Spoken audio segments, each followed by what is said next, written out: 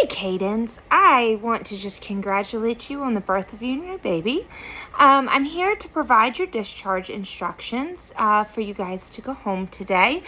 Dr. Matthews has given me quite a bit to share with you, and we'll go through it. I need to introduce myself. My name is Kelly.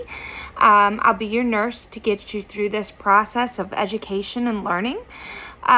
Before we start, do you have any questions for me? Okay.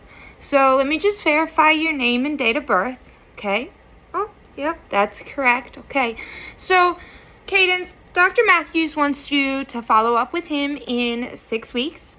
He wants you to allow nothing inside the vagina for the next 6 weeks. You have 0 diet restrictions and no activity restrictions. He has instructed me to tell you you can take 650 milligrams of Tylenol every 6 hours for pain, or Motrin 600 milligrams every 6 hours for pain as well. Continue to take your prenatal vitamins until you follow up with him in 6 weeks. You can take the stool softener Docusate Sodium as needed for constipations. It's important that you kind of keep the stool soft and try to prevent straining. Things to be aware of. Make sure if you ever have any difficulty breathing or you develop a seizure or any form of chest pain that you call 911.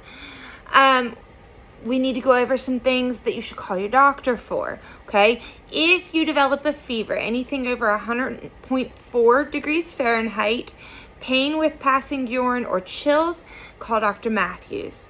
A sudden onset of shortness of breath or chest pain, you need to go to the ER.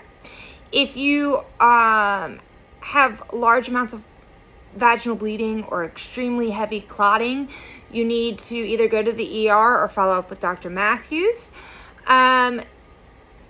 If you bleed, and when I say heavy bleeding, it's bleeding through more than one pad in an hour for 2 hours straight.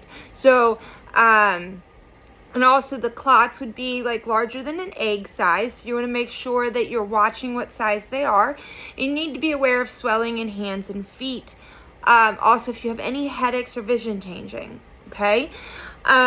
One of the complications that we want you to be aware of is the complications of postpartum preeclampsia.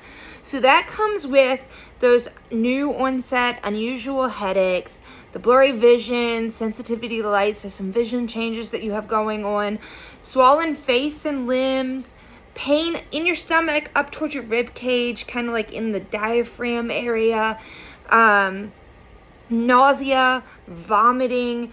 If you're not urinating a ton, like if you feel like you're just able to tinkle just a little bit, or you can go hours on end without peeing, we really need to watch that.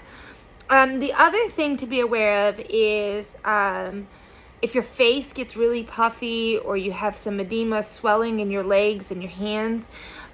Also, if you gain several pounds in a week while you're recovering in this postpartum pressure process, that's what we would look for as signs of postpartum preeclampsia.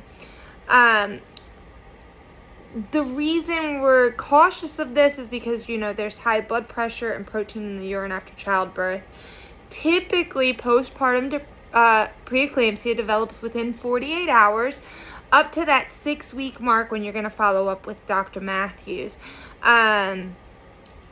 You've had high blood pressure your entire pregnancy. We've talked about the risk that comes with. This is also the diabetes. We need to just make sure we're very, very aware of things that we need to watch for.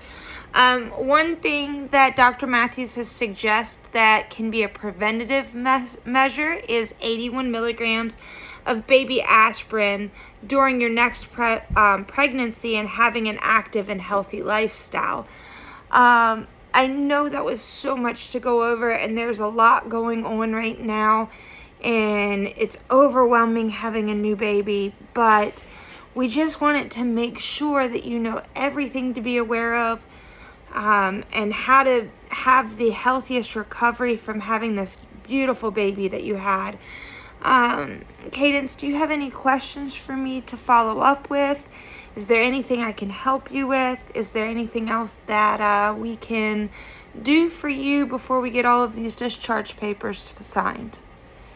All right. Well, I hope you have a wonderful recovery, and congratulations on your new baby.